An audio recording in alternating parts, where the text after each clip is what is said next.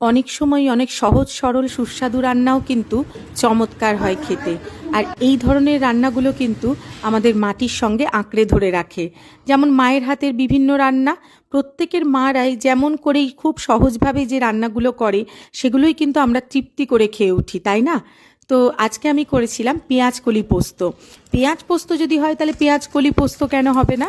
তার জন্য খুবই সহজ একটা রান্না। তার জন্য পেঁয়াজ কলিগুলো কেটে নিচ্ছি। কাটতে গিয়েও আমার অনেকগুলো পেঁয়াজ কলি সব বারান্দা দিয়ে পড়ে গেল। তো যাই হোক, সে আর কি করা যাবে। তো পেঁয়াজ কলিগুলো ছোটো ছোটো টুকরো করে করে কেটে নেব। তারপর সেগুলোকে ধুয়ে নেব, ধুয়ে রান্নাটা করব। আর ইনগ্রিডিয়েন্টস ভীষণই সামান্য, খুবই অল্প পরিমাণ ইনগ্রিডিয়েন্টস দিয়ে এই একটা সুস্বাদু রান্না কিন্তু তৈরি হয়ে যায়। শীতকালের সবজির কিন্তু একটা নিজস্ব স্বাদ থাকে, যদিও আজকাল বিভিন্ন রকম সারের গুণে সবজির আগের মতো স্বাদ নেই, কিন্তু তা হলেও সিজনের সবজির কিন্তু একটা নিজস্ব স্বাদ থাকেই, তাই না বন্ধুরা? তো আমার সমস্ত পেঁয়াজকলি কাটা হয়ে গিয়েছে, আর এগুলো নিয়ে আমি একটুখানি ঢং করে নেওয়া যেটাকে বলে সেটাই করলাম। তারপর চলে যাব সোজা রান্নাঘরে রান্নাটা করতে।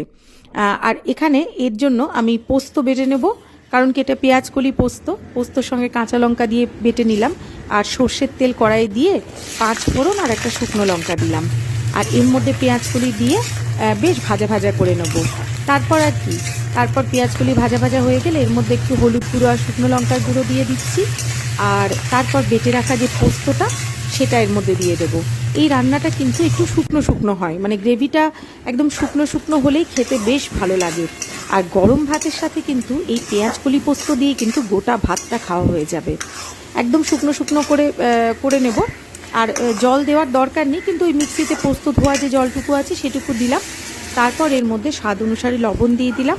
আপনারা চাইলে অল্প একটু চিনিও দিতে পারেন, কিন্তু দরকার নেই, পেঁয়াজকলি নিজস্ব একটা মিষ্টতা আছে। তারপর আর কি, তারপর গরম ভাতে পরিবেশন করে দিলাম। কেমন লাগলো পেঁয়াজকলি পোস্ত অবশ্যই কমেন্টে জানাবেন। ভালো থাকবেন, সুস্থ থাকবেন, আর সবাইকে ভালো রাখবেন।